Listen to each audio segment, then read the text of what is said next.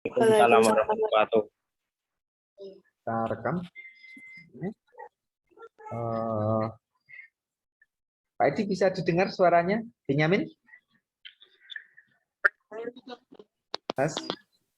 Bisa? Bisa, Pak. Suara Pak Edi bisa didengar dengan jelas?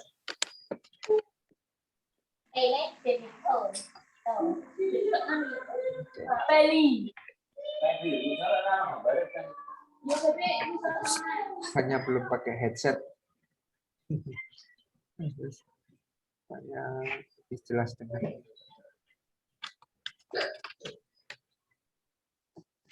Oke, ya. Oke, sudah dengar. Ya, silahkan absen di chat ya, di chat.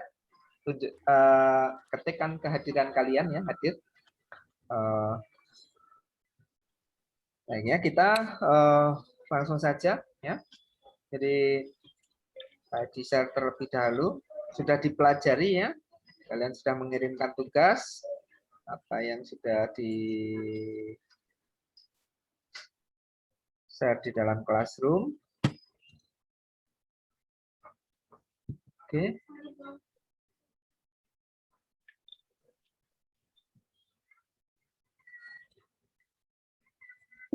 Ya, sambil menunggu screen share-nya itu muncul ya. Jadi tipografi ini berkenaan dengan huruf-huruf yang digunakan sebagai media komunikasi visual ya.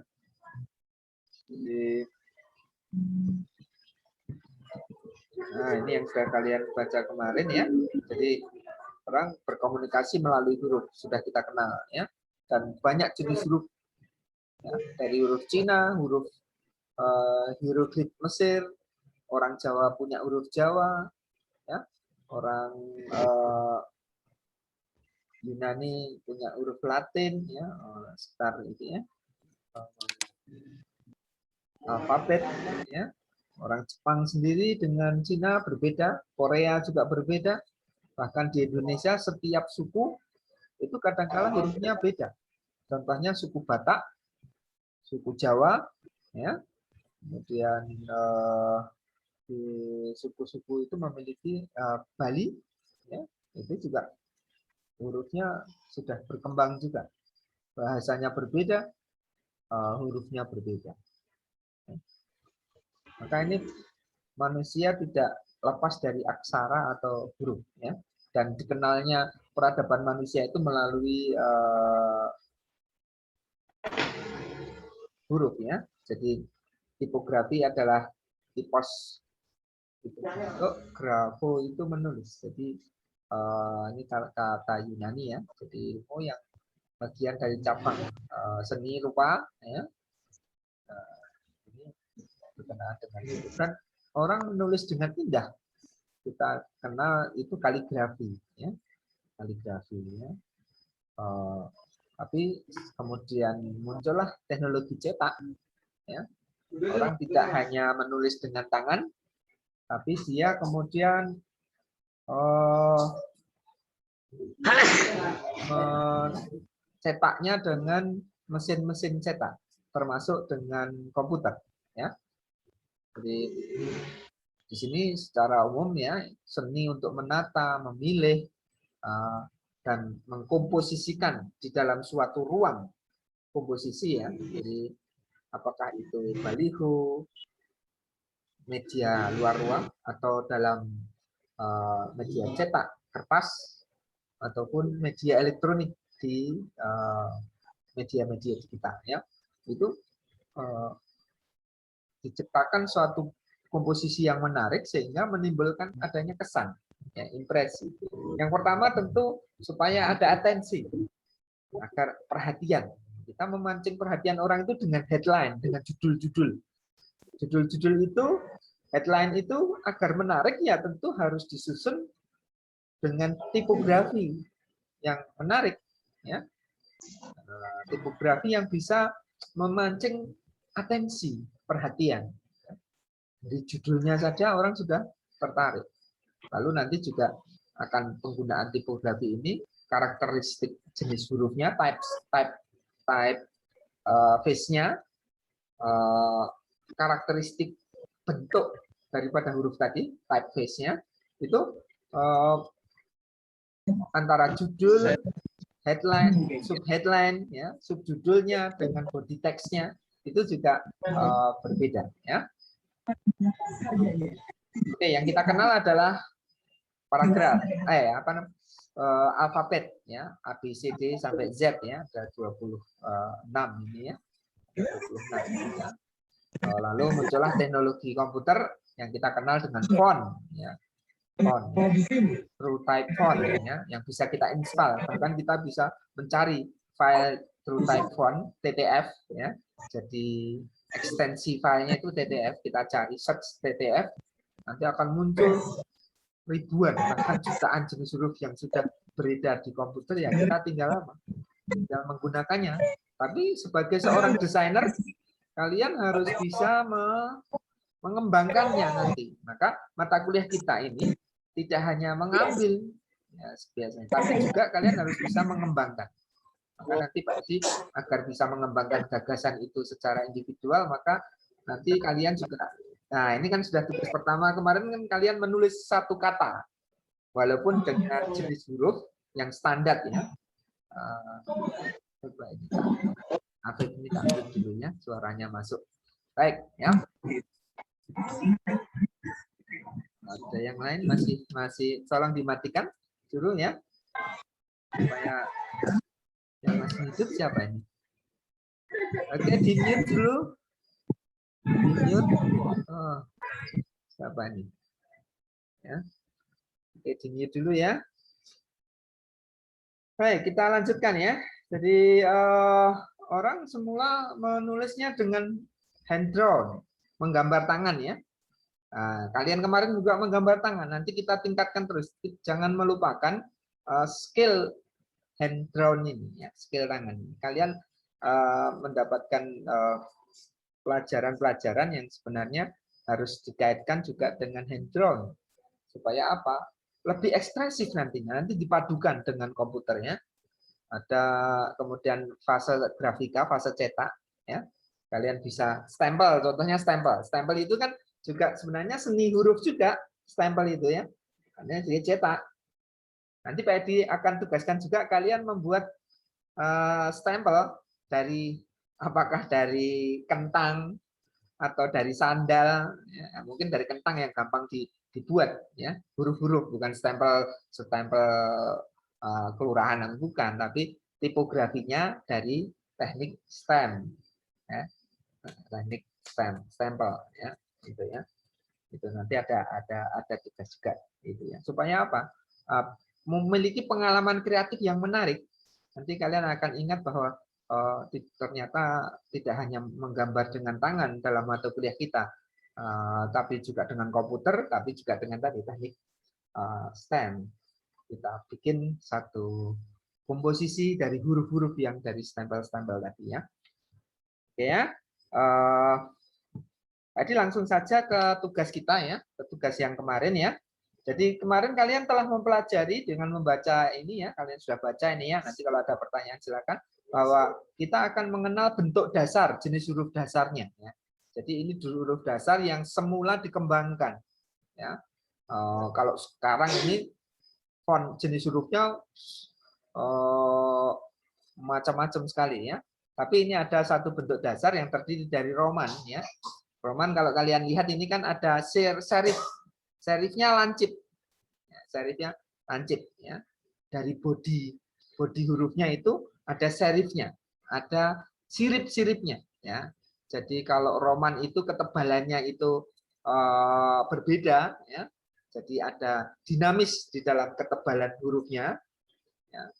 Tapi kemudian dikasih serif, ya. Nah itu kasih sirip. Tapi sirip ini ternyata ada yang slab. Slab itu lempengan. Nah, di sini kalau kita lihat Egyptian atau slab serif ini kan slabnya tidak sebuah sirip kecil, tapi dia merupakan sebuah lempengan, kotak. Ya, sebuah kotak. Slab itu ya sebenarnya tidak harus kotak persegi seperti ini, tidak. Slab itu sebenarnya karakteristiknya adalah seperti papan. Ya, ada papan yang ketebalannya, ya, membentuk ketebalan ini, ya, slab. seperti papan ya akan lebih kuat kalau itu slabnya adalah slab yang sama tebalnya ya semacam ini slab serif ini sehingga kesannya adalah kokoh. Nah, jadi huruf itu secara persepsi psikologi persepsinya huruf itu memiliki kesan ya. Jadi itu yang kalian akan harus peka. Kalau saya bentuk huruf seperti ini kesannya seperti apa? Kalau slab kan kesannya kuat, kokoh, kekar, stabil ya. Nah, itu ya. Ini adalah untuk mempertegas dari karakter, tapi dinamis ada dinamikanya bentuk, dinamika bentuk. Sementara kalau sans serif kan tanpa serif. Sans serif itu tanpa serif, tanpa sirip itu semuanya sama. Ini adalah simple. Ya, modern. Modern itu cenderung gaya-gaya modern itu adalah efisien di dalam desainnya. Ya. Fungsional. Nah, ini ya. Ini karakteristik modern, efisien, ya, praktis. Nah, ini sans serif. Tapi kalau yang slab tadi kan kokoh, kekar. Nah, itu kan. Kalau ini kan simple. Nah, yang lebih bersifat privat kan script. Script ini goresan terkesan seolah goresan tangan. Script. Jadi tadi ada sans serif, ada serif, ada slab serif, ada script, ya. Nah, ini ada 5 karakter ya. Kemudian ada dekoratif. Ya, dekoratif ini adalah bersifat menghias. Huruf tadi itu seolah membentuk ada hiasan-hiasan yang menghias, memperindah. Ornamental. Ornamen itu adalah ruang-ruang kosongnya atau karakter-karakter itu sifatnya menghias, mendekor. Ya. Kalian kenal istilah, ini apa dekor? Nah, dekoratif gitu kan? Dekor, artinya menghias. Dekor manten, berarti kita menghias pelaminan manten. Lagi dekor pitulasan, 17-an ini kan serapan dari dekoratif, ya. Tapi ada istilah lain ornamental, ornamen tadi. Cirinya apa? Memanfaatkan ruang-ruang yang tersedia untuk menghias. Nah, dan itu karakternya macam-macam di sini ya. Ada yang atas sendiri ini kan karakter Wild West, dunia barat gitu ya. Kayak dunia. Yang tengah ini agak misterius, misteri ya. Sementara yang bawahnya itu biasanya bersifat apa? Fun. Ya, bersifat fun. Bersifat fantasi. Nah, itu kan. Ini jadi karakter huruf itu dekoratif ini juga punya karakter. Kalian bisa mengembangkan karakter huruf kalian sendiri nantinya, ya. Jadi yang perlu Pak Edi tekankan di sini bahwa bentuk itu adalah perwakilan atau representasi visual dari sebuah ide, sebuah gagasan atau sebuah pesan atau sebuah situasi, ya. Jadi bentuk itu bisa merepresentasikan, artinya mewakili tadi. Kalau dekoratif ini kan kalau ingin mewakili, wah ini cocoknya ini untuk poster film cowboy, maka dekoratif yang atas ini agak cocok ini untuk Wild West, dunia cowboy. Tapi kalau ada misteri, ada karakter misteri ya yang tengah. Tapi kalau mungkin anak-anak fantasi atau dunia yang fantasi, misalnya apa? Contohnya Pinocchio, Upi Abu, Cinderella. Nah, ini karakteristik fantasinya ada di bawah ini juga. Ya. Ini kalian bahwa karakter bentuk itu adalah representasi visual, itu maknanya begitu. Dia mewakili ide-ide tertentu. Mewakili itu dia itu mengkomunikasikan dalam bentuk lain. Sesuatu itu bisa disampaikan melalui cara lain atau bentuk lain. Nah, ini kan visual ya. Jadi komunikasi verbal, komunikasi melalui gambar. Nah, verbal disampaikan secara verbal ya tulisan, tapi disampaikan dalam karakteristik representasi visual ya. Verbal itu bisa tulisan ya, bisa tulisan, bisa kata-kata ya. Nah, tapi kata-kata tadi dibikin bentuk yang indah. Ya. Ide-idenya direpresentasikan dalam bentuknya tadi. Misalnya horor. Kita mau menyampaikan sesuatu cerita tentang misteri. Judulnya tipe yang paling cocok apa ya? Nah, gitu. Yang futuristik seperti apa bentuknya? Jadi huruf tadi akan memiliki makna. Bisa juga huruf tadi akan memiliki perhatian yang bisa eye catching, memancing apa? Perhatian mata. Ya. Membuat orang juga senang membacanya, nyaman membacanya, ya. Indah, dia merasa senang. Nah, ini senang. Estetis itu kan terkait dengan bagaimana cita rasa. Ya. Seseorang menyenangi sesuatu ini berarti dia ini menyukai terhadap sesuatu yang mengandung nilai-nilai estetis.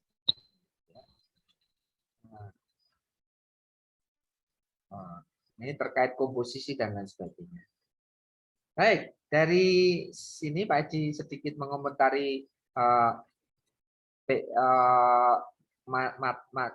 makalah yang slide presentasi yang sudah kalian baca. Kira-kira kalau ada yang mau bertanya, silahkan Pak Haji beri kesempatan. Silahkan. Setelah kalian membaca, setelah kalian mengerjakan tugas, ada pertanyaan barangkali. Silahkan. Ya. Jadi walaupun pandemi, walaupun lewat Zoom, kita masih bisa bertatap muka. Nah, karena ini tukar pikiran, ini menyambungkan pikir dan hati kita. Nah, ini pendidikan begitu. Nggak bisa pendidikan itu hanya lewat, ya salah satunya bisa lewat buku, lewat media, tapi penting juga untuk berdiskusi. Ya, ini. Oke. Silakan. Ada yang mau bertanya atau mau mengemukakan ide atau gagasan? Ya, silakan. Siapa ini yang sudah aktif? Itu yang sudah reset Muhammad Miftahul Ulum itu raise hand mau bertanya? Miftahul Ulum ya. Halo Miftahul Ulum. Bagaimana Miftahul Ulum? Nah, sekaligus saja. Halo Miftahul Ulum. Miftahul Ulum bisa dengar suara Pak Edi? Halo? Ya, Miftahul Ulum. Halo? Miftahul Ulum?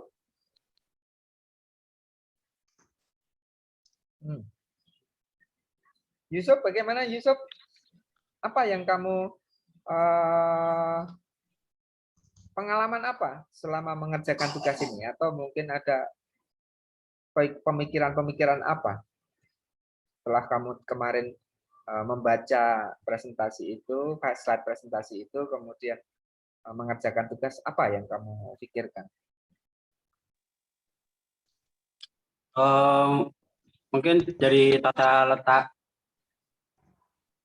apa?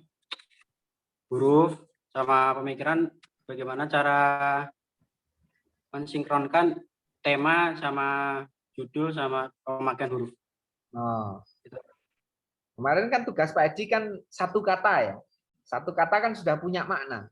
Misalnya ada yang kemarin yang katakan cuman sayang. Wah, kalimat satu kata sayang.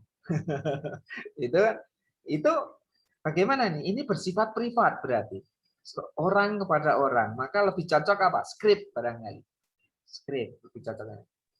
Sayang kasih sans serif rodok. Oh, berarti ini formal. Kayak surat dari kelurahan. Tapi kalau disampaikan dengan karakteristik skrip, ini seolah-olah kesannya adalah private, kesan personal. Gitu ya. Gitu. Tapi Pak Edi juga sebenarnya kan tulisan itu dikomposisikan dalam kertas A4 ya. Ada yang cuma kecil-kecil. Nah, ini seharusnya kalian mensinkronkan dengan komposisi bidangnya karena tipografi tidak hanya tulisan ansih, tapi bagaimana komposisinya dengan ruang tadi. Pak Edi sudah batasi ruang komposisinya A4. Berarti tulisan sayang tadi nganggur cilik ning pojok, wah dia tidak proporsional. Ya. Tidak proporsional. Kalau kalian itu kaitkan dengan nirmana, ya, itu berarti tidak proporsional, melanggar kaidah proporsional. Nah, kegedean ya semacam baju kan. Baju itu ibaratnya bodinya adalah hurufnya, teksnya, bajunya adalah kertasnya. Nah, nek badannya gede, kertasnya cilik kan sesak. Ya kan? Nah, itu. Atau tadi tulisannya cilik, kertasnya gede. Berarti kedodoran. Kayak orangnya bobotnya cuma 45 kilo pakai baju XXL. Wah, itu kan kegedean. Nah, itu proporsi. Ya, proporsi. Nah, gitu ya. Jadi tadi terkait dengan juga komposisi. Oke, kita coba lihat langsung aja di classroom ya. Kita lihat ya. Nanti bisa kita diskusikan. Coba kita lihat nanti karyanya siapa ini. Ya, kita acak saja. Kita lihat di classroom sebagai satu contoh untuk kita menganalisa ya. Classroom. Oh, diaktifkan dulu. Oke, kita aktifkan.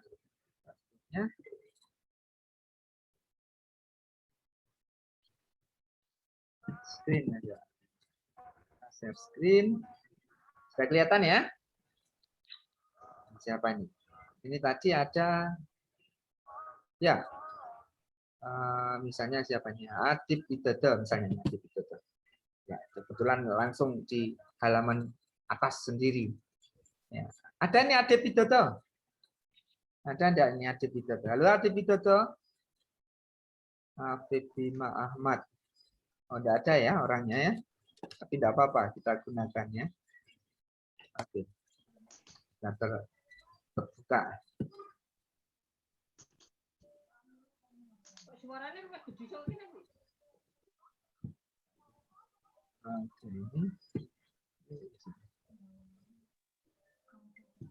Oh, pancetnya banyak sekali, memperberat.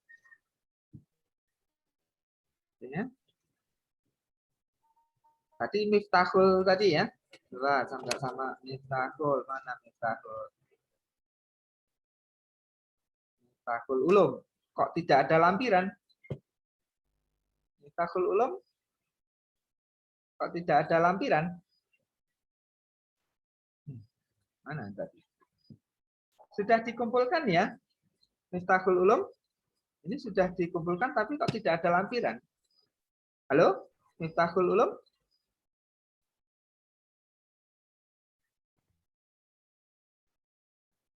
Oke ya.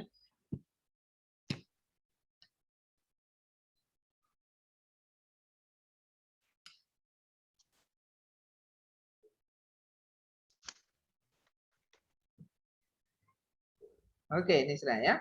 Jadi ini tugasnya kemarin kan kalian mencari sebuah majalah. Ini contoh ya dari Adib Widodo ini ya. Ada majalah Star Focus ya. Ini kan, ini berarti ini sans serif. Tidak ada siripnya. Karakteristiknya semuanya sama ya, huruf bodinya itu tidak besar kecil ya. Lebar daripada bodinya itu sama ya. Kemudian tidak ada serifnya ya, tidak ada siripnya ya. Nah, ini digunakan. Karakternya modern, simple ya. Ini sans serif ya. Tapi juga ada nah, ini karakter script ya. Seperti tulisan tangan ya. Janggal, second book of Ganjil. Kemudian ada sebenarnya ini ya serif ya. Serif ya. Ada garis kecil. Sirip kecil, tapi memang ini siripnya sama ya. Jadi slab itu berarti sama, tapi ukurannya kecil ya. Lalu oh ya, ini si tadi Pak dibaca punyanya Adib ini. Ya. Sayang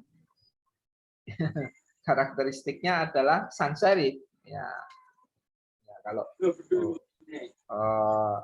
kemudian semangat, ya, dia skrip semangat, ya, dia tulis dalam bentuk skrip ya. Nah, kemudian diberikan warna. Tulisannya cukup bagus, ya, rapi, ya. Kemudian, cuman tadi Pak Edi kemukakan, mestinya karena tugasnya adalah di apa namanya. Tapi tidak mengapa, ini hanya sampel dulu. Nanti tugas berikutnya bisa diperbaiki. Jadi nanti Kak, proporsi antara tulisan dengan penataan itu ya, ini kita belum berbicara tentang estetika dalam penyajian satu karya yang utuh. Ini hanya uji coba, coba-coba, sketsa, nggak apa-apa ya. Tapi nanti tugas berikutnya Pak Edi akan berikan satu contoh tentang satu karya yang utuh. Ya. Ini narkoba menuju ke hancuran bangsa, ini Sanseri, ya, Sanseri. Ya. Karena pesannya ingin gampang dipahami, dibaca dengan jelas, ya, slab serif, ya, tapi dipadukan, ya, dipadukan, ya, bisa saja. Ini slab serif ya, slab serif, kemudian sans serif, serif ya, ini serif. Ada tempo itu kan ada sirip kecilnya yang lancip, ya serif ya. Tapi kemudian di sini ada yang digayakan, after ini ada digayakan, ya. Ada guratan-guratan, ya. Tadi kategorinya dekoratif. Nah, jadi dia menghias, ya. Nah, ini juga dibuat, nyoba buat karya, ya, tulisan generasi muda Beriman. Walaupun belum mempertimbangkan apa makna, tadi kan bisa representasi visual ya. Jadi makna tulisan dengan makna visualnya yang terbaca secara visual, makna itu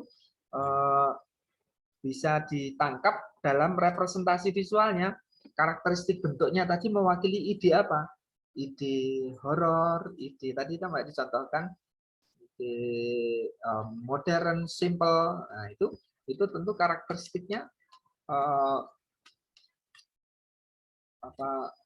bisa diciptakan suatu karakteristik yang bisa mewakili keadaan-keadaan tertentu ya, dari huruf-huruf tadi, ya, atau pesan-pesan tertentu.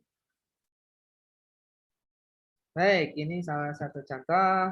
Oke, yang perempuan coba Pak Edi lihat. Yang siapa nih yang ada? Mbak Tia Monika. Halo Mbak Tia Monika.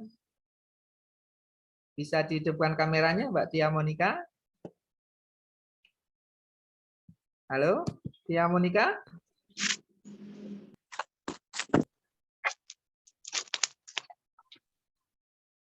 Ya, ini karyanya Mbak Tia Monika. Ya, sudah kemeresek menyiapkan diri mic-nya mungkin. Ya. Nah, kita lihat ini. Nah, karakter hurufnya ini adalah italik, yaitu miring, ya, miring ya. Tapi menggunakan serif, ya, kompas, gitu ya. Kalau sans serif inspirasi, ya, inspirasi sans serifnya. Baik ya. Nah, ini karakter-karakter huruf yang bisa deh. Idul Fitri, font. Ini sebenarnya dekoratif. Idul Fitri, sans serif, ya. Times Roman serif, ya. Jadi kalau font komputer juga sebenarnya ada bentuk dasarnya dari 5 karakter itu. Oke, Mbak. Oke, Mbak Tia Monika. Bagus, Mbak Tia Monika. Mana Tia Monika tadi? Halo, Tia Monika? Malah keluar. Oh, enggak. Tia Monika? Halo, Tia Monika?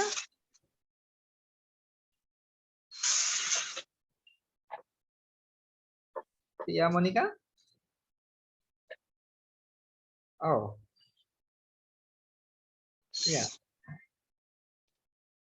Ketiduran apa ini Tia Monika? Tadi sudah Pak Edi dengar kemereseknya atau ada hambatan apa ini? Oke. Imam Syafi'i? Halo Imam Syafi'i. Gimana Imam Syafi'i? Kalau kamu? Apa yang kamu rasakan atau pengalaman apa dalam mengerjakan tugas kemarin?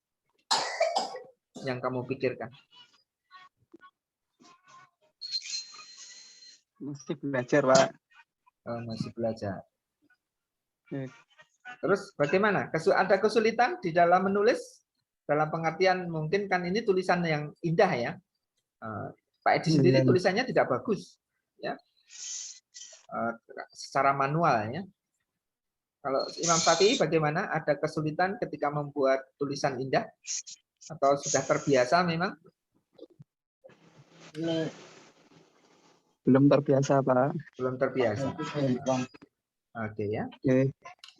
Baik. Nanti kita akan membuat satu latihan ya. Jadi tugas berikutnya adalah tentu kalian setelah mengenal jenis-jenis huruf tadi, ya, kan ada serif. Tapi itu sebenarnya jenis dasar ya. Kemudian bisa kalian kembangkan variannya. Variannya bermacam-macam. Kalau kalian lihat tipe-tipe karakteristik font di huruf komputer kan juga sama. Kalian bisa memilih yang karakteristiknya serif, atau karakteristiknya sans serif, atau serifnya yang bentuknya seperti slab, atau mungkin bentuk yang lain, bisa saja. Atau karakteristik dekoratif, karakteristik huruf hiasan, huruf indah yang menghias, atau karakteristik script tadi yang lebih bersifat personal. Itu kalian sudah mulai tahu perbedaannya jenis-jenis tadi ya. Nah, Edi akan satu contohkan ini nanti ya, satu yang karya final ya, satu karya final. Sekarang kita akan membuat suatu karya seni ya, seni tipografi ya, seni tipografi. Oke, screen ya. Kita ke screen. Ya.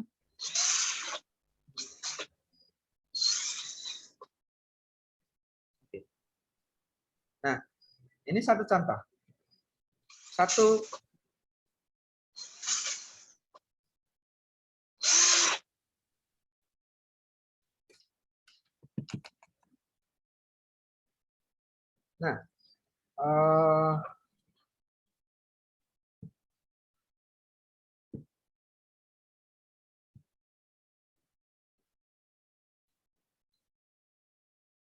Nah, ini beautiful ya. Nah, beautiful. Nah, dia buat dengan karakteristik script, tapi satu kata dan dia berikan script tadi membentuk kaitan-kaitan komposisi dengan huruf-huruf yang lain. Maka dipanjangkanlah beberapa elemen hurufnya tadi menjadi penghias juga. Ini contoh. Jadi kalau kemarin kan kalian hanya membuat ya kata, milih dari 5 jenis tadi, kalian buat sesuai dengan pilihan jenis huruf tadi. Ya. Kemudian sekarang kalian coba kembangkan sesuai dengan maknanya dan kata itu menjadi indah, menjadi huruf yang indah. Ya. Seperti ini, beautiful. Ya. Ini juga. Tapi ini tugas yang nanti saja. Ini satu kalimat, satu kata, satu kata. Contohnya ya ini. Atau beberapa kata juga tidak masalah. Misalnya Happy New Year. Ya, ini juga dekoratif. Bahkan dia lebih ekspresif. Seolah-olah perpaduan dengan guratan-guratan kuas, ya, guratan-guratan kuas. Walaupun ini dibuat secara digital, ya, digital. Nanti tugas kalian ada yang 2, ya, 1 digital, 1 manual, ya. Contoh yang manual lainnya adalah misalnya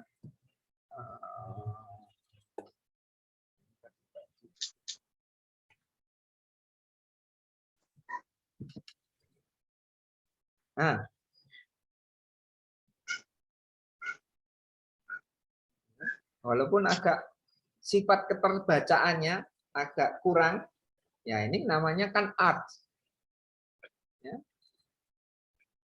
Namanya seni, ya. Ini manual, hanya menggunakan pensil, tapi dia merupakan komposisi yang utuh. Kalian kembangkan huruf tadi menjadi sebuah suatu karya yang utuh dari apakah satu kalimat, ya, ataupun kumpulan daripada kata, ya. Jadi kalian buat suatu tipografi dengan satu kata atau beberapa kata, ya 3 kata, ya. Tadi misalnya Happy New Year's, ya, Happy New Year's, atau beautiful tadi, ya. Ini satu kata saja, misalnya I love you, nah misalnya gitu. Tapi dibikin satu komposisi huruf yang indah, ya. Jadi dipilih sebagai representasi visual, ya. Terus kemudian kalian boleh yang digital, ya. Ya. Yang digital ditambahkan elemen,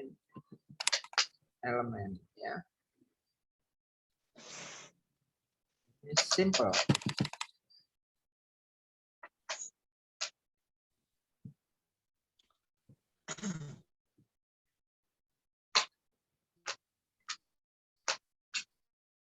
Oke, ya. Simple. Ya. Nah, di sini ada dikasih bayangan, ya, dikasih shadow supaya terkesan 3 dimensi.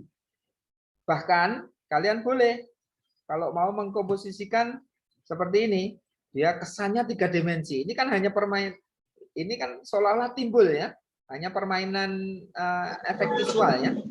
Di sini dikasih bayangan, padahal ini hanya kata-kata yang tertulis di kertas yang datar. Tapi kesannya ada, dia akan timbul. Nah, boleh, ya. Jadi ide-ide kreatif kalian silahkan kalian berikan gagasan-gagasan kreatif, ataupun kalian kasih elemen grafis penunjangnya yang sederhana saja, ya. Elemen grafis misalnya ini ditambahi kotak dia. Think out of the box. Nah, ya. Think out of the box. Nah, ini tulisannya seolah-olah keluar dari kotak hitam. Nah, dikasih frame ini, ya. Dan ini berpikir kreatif, ya. Nah, kalian selesaikan, kalian bisa yang manual bisa kalian warnai dengan pensil warna, ya. Yang digital kalian tentu bikin pewarnaannya secara manual. Jadi buatlah sebuah tipografi yang indah sebagai sebuah suatu karya, ya, berbeda dengan kemarin. Kalau kemarin kalian hanya mencontoh, ya, gitu, ya. Sekarang kalian mengembangkan ide-ide kreatif. Oke, ada pertanyaan? Ya?